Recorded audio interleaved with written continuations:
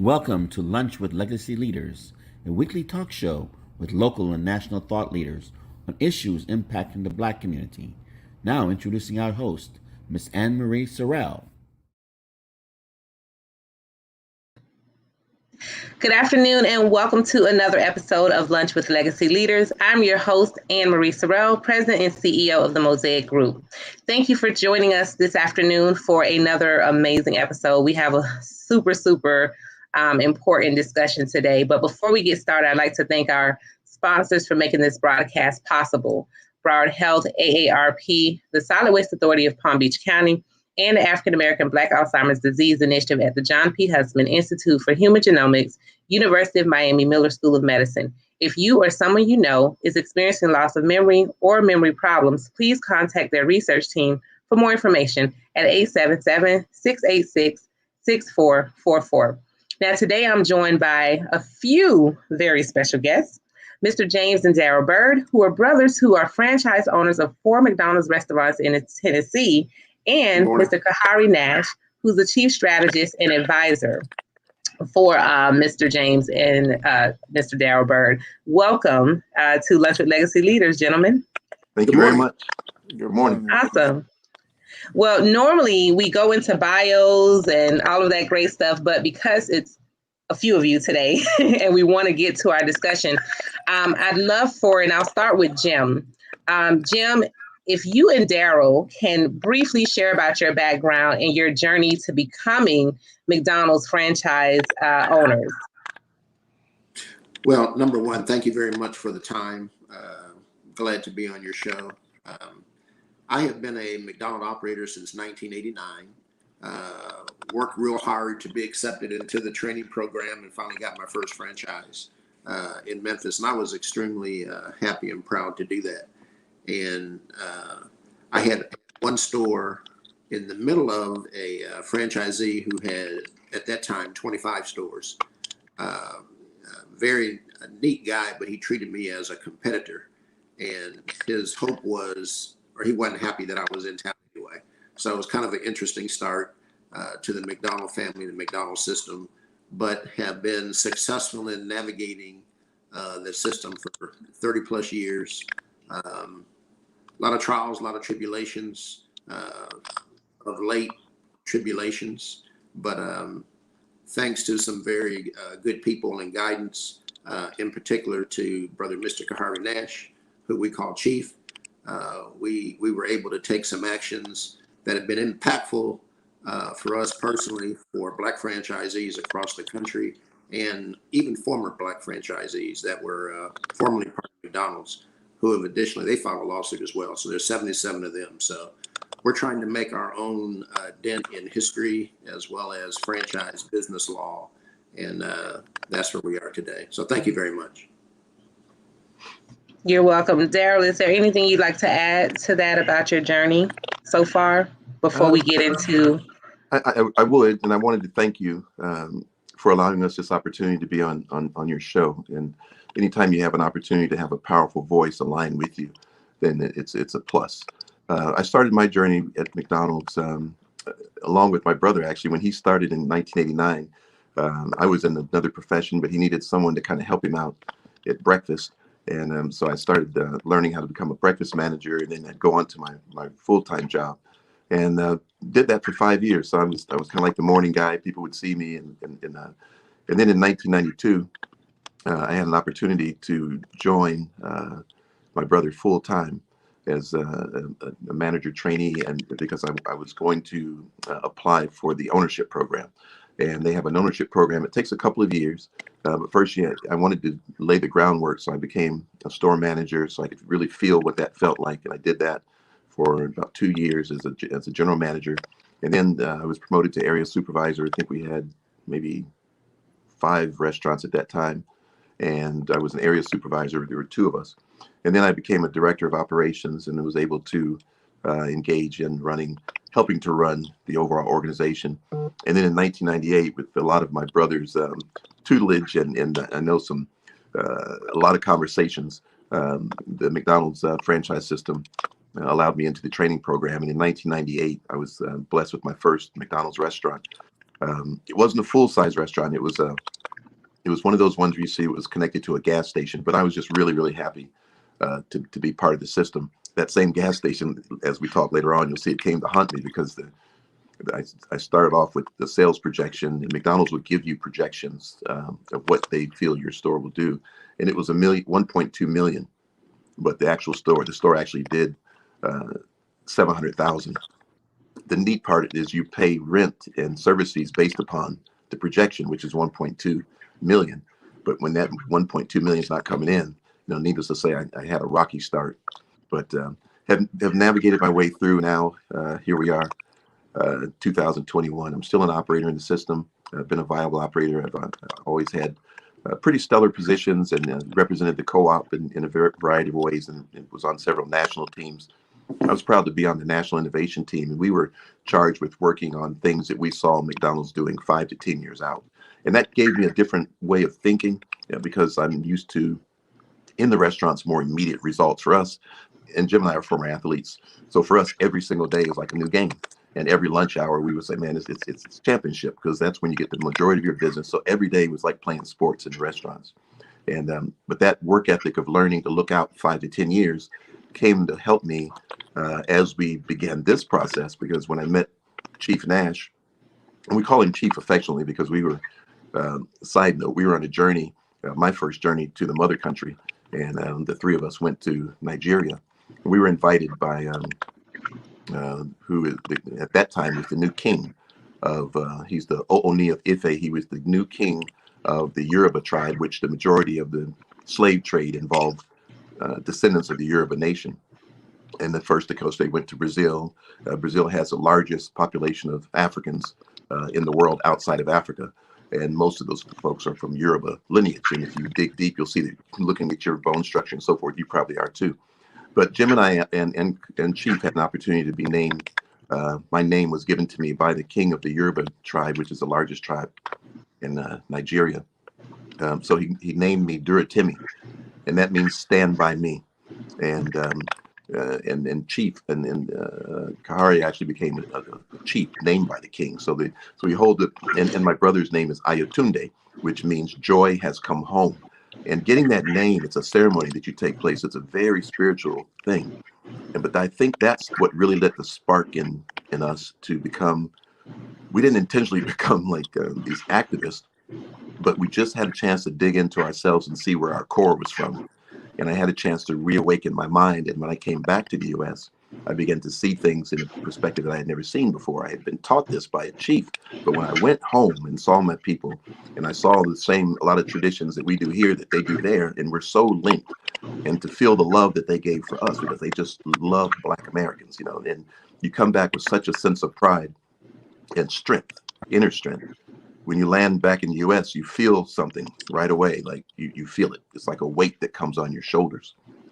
But through that, it taught me to look at things 5 to 10 years down the road. And I wanted to have a better opportunity for younger African-American people to get into the McDonald's system and have what we call parity, or a simple word is just equality. We weren't stretching and trying to go farther or above.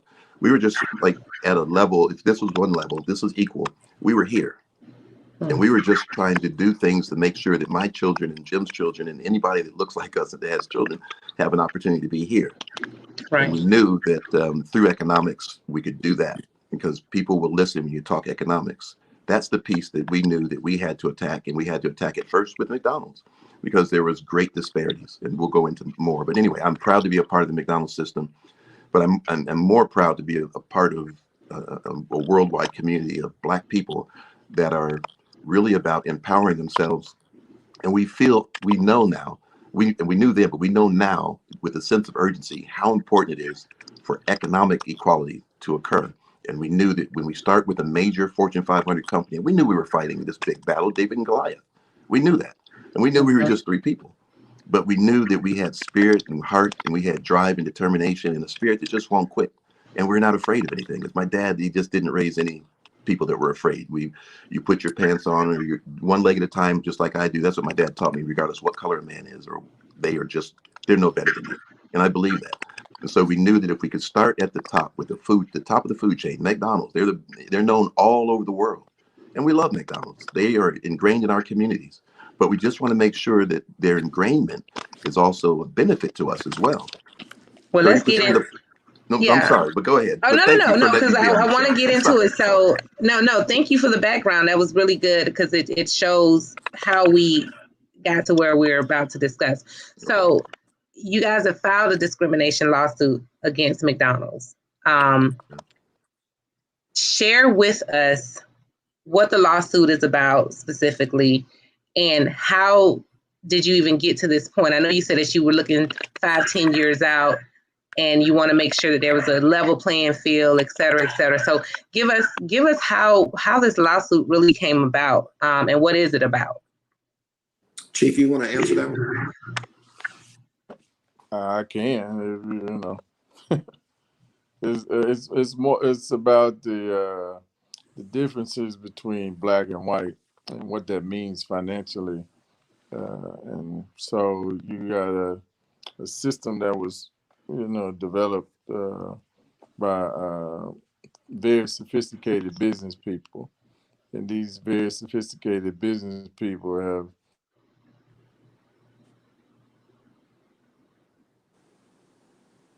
Did we lose? I think we lost your sound, Mr. Nash. Oh, okay. Okay, I hear you now. Okay, so what I was saying was these sophisticated business people have financially engineered the system to where it is highly favored for the white franchisees versus the black franchisees, and that equates to $1 million per store between black and white franchisees for sales. And in the Nashville field office, which the Byrd brothers are part of the Nashville field office, the cash flow gap between black and white franchisees is $140,000 per store.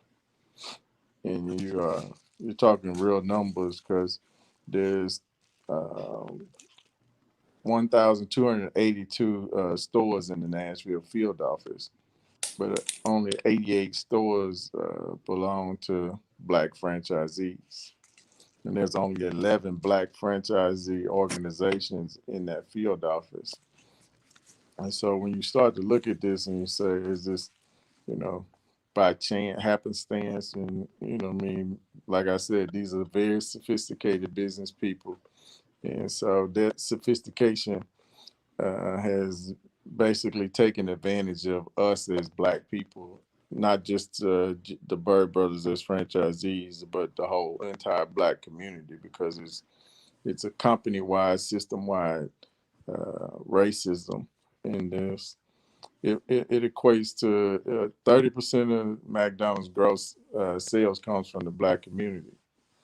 And you don't see 30% being redistributed throughout the black community. So you know what I mean, you guys have to get down to the numbers, and the numbers don't lie. So they have masterfully created this system, and it does not benefit us at any level. They can say what they want to say. They've taken their choice black John Rogers and put him out front, and he's saying that in an op-ed in Fortune magazine in October that the black franchisees have $7.5 million worth of equity in their businesses. He said that black suppliers do $1 billion worth of business with McDonald's. But where's the Byrd $7.5 million? That's $15 million.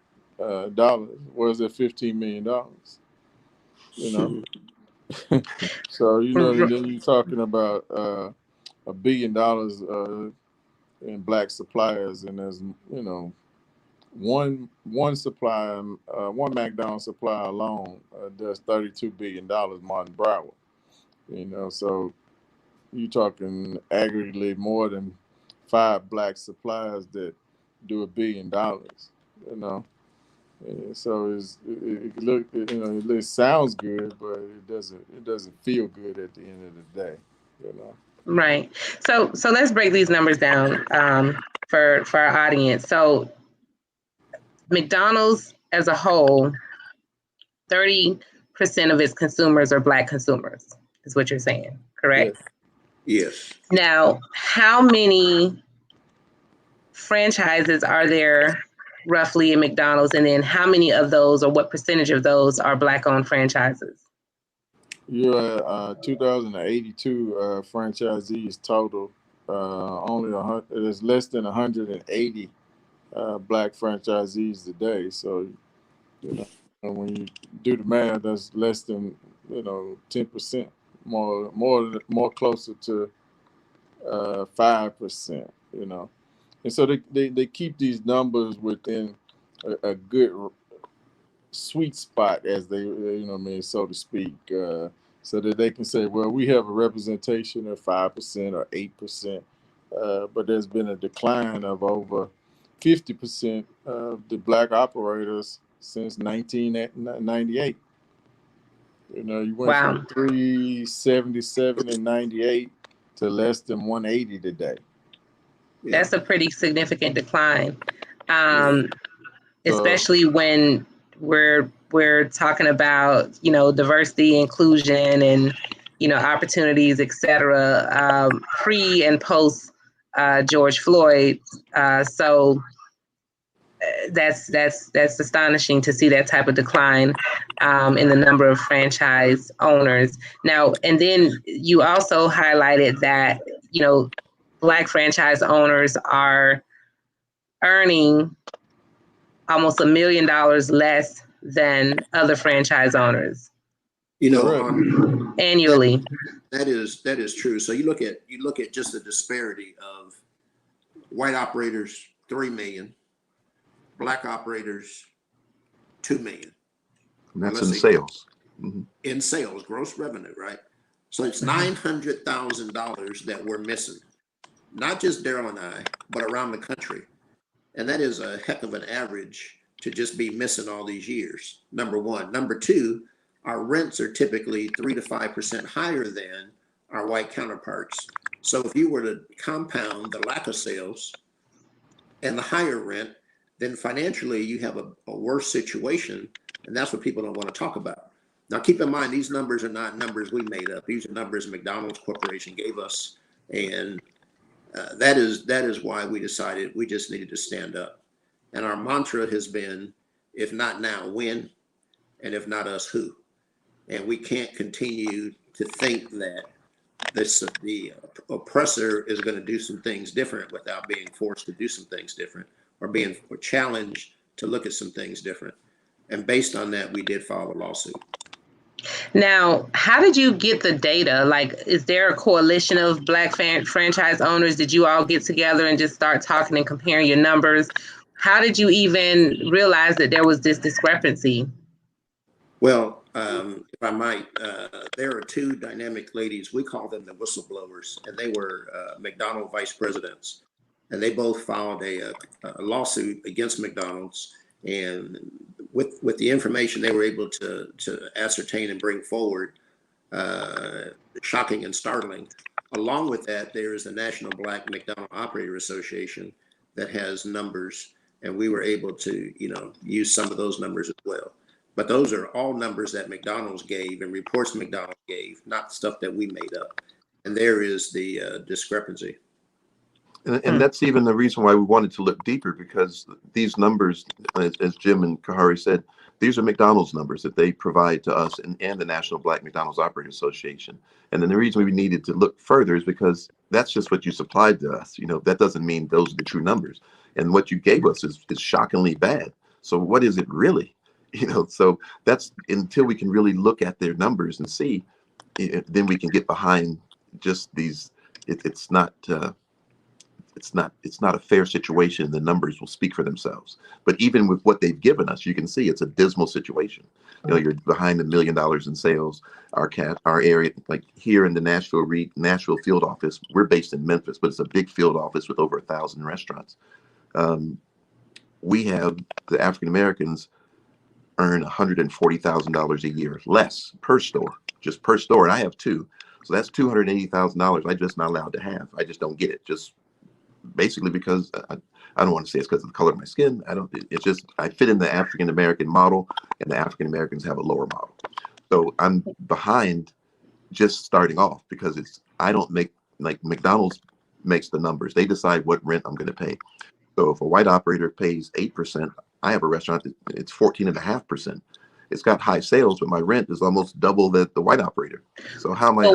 So, that's why we're getting into the numbers, is because the numbers don't lie.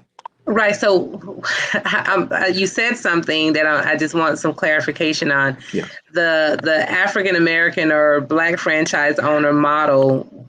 Can you elaborate on that a little bit more? Is it that your stores are placed in a certain area, or what contributes to this model and higher rents and all those different things that they're able to, do these types of calculations? Chief, do you want to come? Kahari is great with this one. Yeah, it's location. McDonald's controls the location. McDonald's controls the rent, and McDonald's controls the projections. And so when you put this all into those matrix, and it comes out, on the other end, it just so happens that Darrell and Jim and the other 9 other Black franchisees in the Nashville field office unluckily make $140,000 per store less. So it's just bad luck on their part. The other thing, just to add to that, is we are required to reinvest and do the same things as our white counterparts. So if you're making less, when it comes time to have an opportunity to maybe buy another store or to move or do things differently, you're behind. There's a brother named Van Jakes. He's part of the 77 lawsuit, the 77 other Black operators that have a lawsuit. He's a former football player, but he talks about running a race. And we all know about running a race. And when you're going to run this 100-yard dash, you're going to sprint for all you're worth. But when you start 10 yards behind and you got to catch up just to finish, it's a very difficult playing field and difficult to win. Wow. This is something easily fixed, though. Well, before we get into, I do have one other question, because in the data that you have uncovered that McDonald's has actually given you themselves, have you found any other disparities as it relates to the supply chain? So do you see Black suppliers that supply, various products and services to McDonald's and to your franchises? Are there any disparities amongst the supply chain? Advertising. And to add to that, when you look at it, Kahari mentioned we do $1 billion in Black supply, and the Black suppliers do $1 billion a year in business. $1 billion a year. All the Black suppliers collectively together. My meat supplier, Martin Brower, they do 32 billion. That's just one supplier.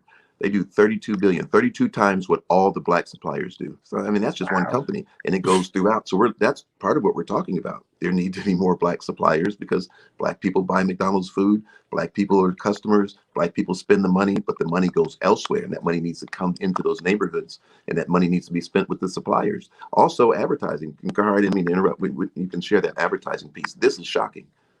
Yeah, McDonald's spent $1.6 billion last year on advertising, but they only spent less than $10 million with Black-owned media companies, which is why Byron Allen is suing them, and which is why we're going to talk later on today. And so when you break it down, the franchisees pay 2% to the National Advertising Fund and 2% to the local co-op. And McDonald's got with iHeartRadio and formed their own Black Information Network radio station. So now they don't have to spend those dollars that they were spending with Black-owned radio companies. Now they spend it with themselves. They just moved the line item and just pocketed the money and said, "Here, iHeart, here's half, and then we'll keep the other half, and we don't have to give the Black-owned media companies any."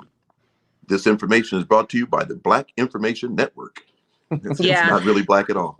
And that's happening across the board. Unfortunately, we're seeing that, and I'm in PR and advertising, so I see this frequently, where these various entities, large media organizations, they end up forming their own departments, so to speak, whether it's for their multicultural marketing and engagement or their own PR and marketing and advertising services. So it even knocks out the advertising firms, especially smaller and minority-owned firms. So I see that across the board where they're offering their own digital. So we no longer, are doing the digital marketing because they, do it in-house, so to speak. So it is a huge disadvantage, and to hear that's happening and corporations are buying into that, it definitely broadens the disparity and the gap that businesses face. This is astonishing to hear this. So,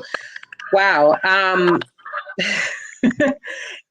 As a consumer driving by a McDonald's, we don't know which one's Black owned or white owned, or we don't know who the ownership is. So, and we definitely, I don't think you guys are calling for any type of boycott or anything. I'm not sure, but if we did, then would that hurt? If there was a boycott, how much would it hurt a Black franchise owner? We could strategically do it, and identify the black franchisees and franchise stores to the Black community. It's not that, it's not a difficult thing to do, because all you have to do is just come up with a coded system. They have their own coded system. We'll have our own coded system. But Yeah. also, one of the things that we have said, and I'll give a brother, Reggie Webb, who was our former chairman of the National Black McDonald Operator Association, it was that we're not trying to hurt the goose that laid the golden eggs. We just want some more of those eggs.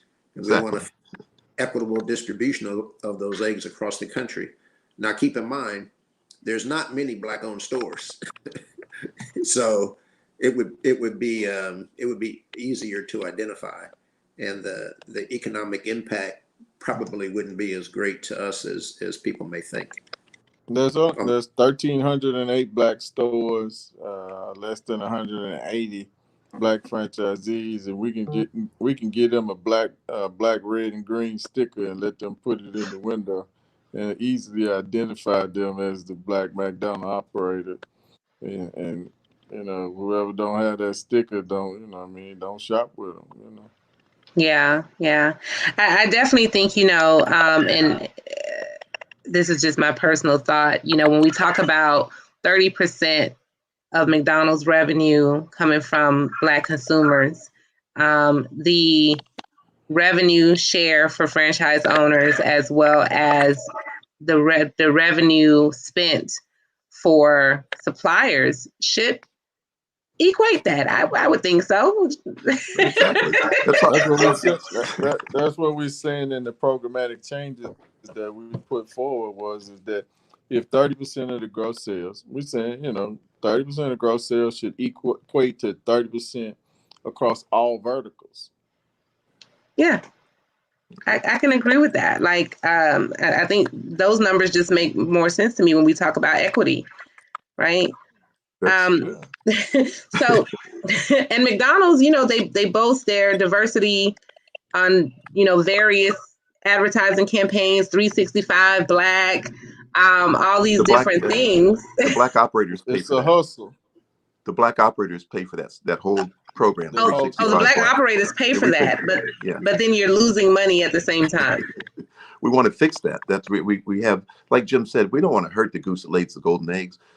We just want more eggs. However, we want that goose to learn a little bit too. It's not 1960. It's 1970. This is the real deal. This is how we think. And we're strictly about economics and equality. And we've taken a lot of pushback from people who have been upset with us. We're not saying anything wrong. We're only talking about the numbers. And if we don't talk about it, then our people won't be educated as they need to be. And that's just our job. It's our mission, and we have to do it.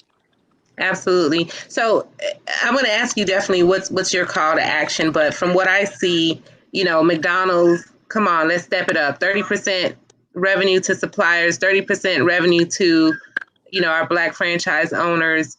Let's stop the going around the corner, cutting corners and Marketing. cutting these deals with iHeart and big media and cutting out the small media and black media. We got to do better, McDonald's, especially, anyways, I want into some other stuff. But even the One HBCUs point have been cheated. So even the HBCUs have been cheated. They've been cheated. Yeah. Because if you look at the philanthropic budget for McDonald's and you say, do they spend 30% of the philanthropic budget with HBCUs, black organizations, black causes? No. Yeah. So they just need to overhaul. It sounds like what needs to happen. So what is the outcome that you want from this lawsuit, not just for yourself, but for other owners, suppliers, or just the overall community? Talk to me about what is the outcome that you would like, and then what is the call to action or takeaway that you would want for our audience to assist you with, if there's something that we can assist you with. Let me answer, and we'll kick it over to Kahari. But at one point there were 47 black officers in McDonald's Corporation, and that number dwindled, like everything else dwindled, down to 7. And since filing this lawsuit, McDonald's has actually added 4 this year, and so part of our action is to correct things and to attack the systemic racism that is prevalent not only in McDonald's, but throughout many, many, many major corporations in America. And so if the big boys are doing it, you know what the little guys are doing. Yeah. Chief, Well, you want there the other changes? So we said that they need to establish a black franchise fund so that they can regrow the black operators from the high back from the low of 180, less than 180, to the high of 377. So what I mean, and this is easy for McDonald's and their national and regional lenders because they make up a lion's share of the big banks and the small banks throughout this country. And they too have been complicit with McDonald's, if not as conspirators with McDonald's, because they can't, there's only 2 ways to, force these people out of the system, and that's through management and finance. And so the financial aspects of it, McDonald's utilizes the banks to do their dirty dealing, And so we asked Congresswoman Maxine Waters, the chair of the House Financial Services Committee, to call a hearing on systemic racism and subpoena McDonald's C-suite board of directors and their national and regional lenders. And so we're waiting for Bob Roach, the chief investigator for the House Financial Services Committee, to finish his investigation, so that we can move to the next steps. Because John Rogers testified before the House Financial Services Committee on July 23rd, 2020, and I'm sure some of the statements that he made are very contradicted by the data that McDonald's provided to the NBMOA for the June 2020 second quarter board meeting. And so, we got to do some fact checking. And so, we want them to do this fact checking. And once they finish doing their fact checking, we want them to bring the people that gave the facts, and let's see if, these facts, still check out, because the things that they're saying, around the country are not accurate. So we want some accuracy and some efficiency about this system that they created. Mm-hmm. Darrell, anything you want to add, or? I would like to add this. Oftentimes when you're led to do something that has a call to action, and you go out there and you do the work, oftentimes it's not for personal gain. In fact, Jim and I, my brother and I, we are McDonald's, since this lawsuit was filed in October of 2020, one of the disparities that we talked about were the disparities in rent, an average of 3 to 5% higher than African Americans pay. There's 176 African American owner operators in the system in the U.S. Since the lawsuit was filed, McDonald's has visited with 174 of those black operators. As I mentioned, there's 176. They visited 174 of those operators, and any of those operators that had financial issues, they fixed it. To the tune of McDonald's has spent about $200 million since the lawsuit was filed, fixing African Americans' rent. Jim and I, unfortunately, we didn't get a visit. We're not too popular because we're, just because. But my mother loves us. We're popular at home. But they have spent over $200 million hiring new executives. Have popped up. 4 new senior level executives popped up. We have had a problem getting our African American children into the second generation ownership program. That was a big issue. Since October, we've grown 53 children in the second generation program. Miraculous. Also, they hired Travis Scott, so we can keep it real. One of the most successful promotions they've ever had, to show that we're ingrained in the black community. And I want that, what they say, to be true. But when Travis Scott makes $20 million in a week, and you have black operators here struggling to make their payments, the priorities for the black operator obviously are not there. And so what we're trying to do is elevate that, so that the reality for the African American operator, including Jim and I, because we have families too, that all the African American operators in the country should have their deals fixed and adjusted properly, so that they can be on just an equal playing field. Like we said, we haven't talked about going over and above. We're fighting from the bottom. So Van Jakes, he's my buddy. He's played in the NFL, even played in the Canadian Football League. He's an amazing guy out of Atlanta. He's part of the 77 African Americans that are suing McDonald's right now, former operators. Like Jim said, he says, like running a 100-yard race 10 yards behind. But then when you put on those big shackles on your neck and an extra knee on your neck, it's really hard to run that race. We're definitely not going to stop running it.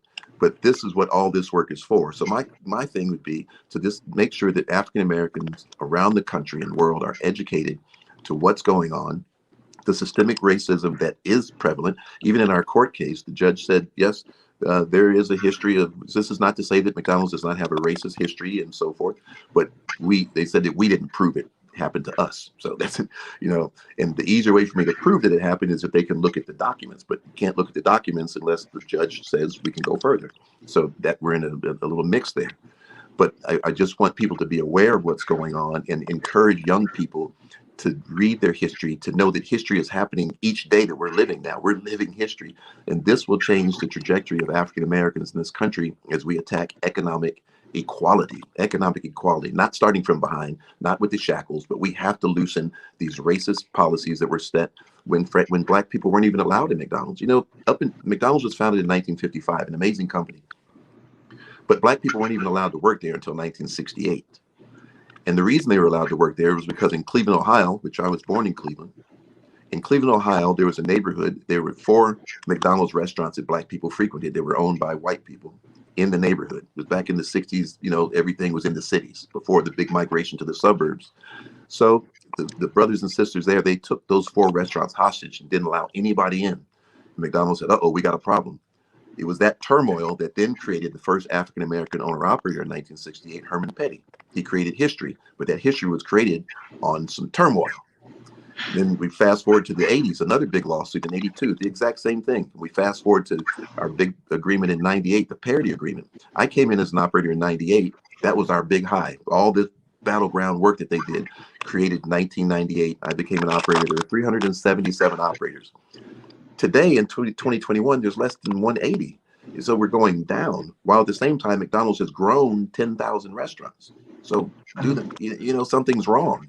And so it's we want Black America to wake up with us. And we want to talk to all corporations that are doing these exact same things, the exact same. So that's my passion. And that's what I wish for the younger generation, to see what we're doing and to know that you can do the same thing and nothing is going to be better until we make it better. And it's our job to make it better. So when I'm dead and gone, my children to know that I did something, I stood for something. It's not for personal gain. It's not for money. it's for equality. All right. Jim, you were going to add something earlier. Just the last thing, and it just shows the mindset. When we filed the lawsuit, the CEO of McDonald's got on and said, kind of like, we made more black millionaires than any corporation in the world. Yeah, a quote. And so when you look at that mindset, is yes, McDonald's has made some black millionaires, but they also made a lot of white millionaires, a whole lot of white millionaires. But that arrogance of, if you look at the NFL, the NBA, you look at Major League Baseball, you look at Entertainment, movies, entertainment, all that. It's like, how does McDonald's make more black millionaires than anybody in the world? That's the kind of arrogance. And it's almost like, okay, we did this, so shut up. But we're not going to shut up. If not now, when? And if not us, who? No, absolutely. exactly. Now, is there a website to learn more, to follow, what happens from here with the lawsuit and, the changes? I'm hoping that McDonald's will not only just hear you, but continue to make the concessions, not just because they're being sued, but because it's the right thing to do, and grow, Black franchisees, grow the supply chain, grow the advertising spend, etc. So, is there a website that, or a way that we can continue to connect with you, and maybe even other lawsuits, and just kind of stay abreast of what's happening with this? Follow the Don't Be McFooled campaign on YouTube. Don't Be McFooled campaign on YouTube. Don't Be McFooled campaign on YouTube. Okay, well, we'll definitely. You can follow the Bradley Report. You can follow the Gen X Revolution YouTube channel, the podcast, Equal Justice Now, their podcast and their YouTube channel. Okay. All right. Awesome. Any closing thoughts for our audience? Don't be McFooled. Don't be McFooled. Dig into the numbers and see the truth. And never be silenced. Absolutely.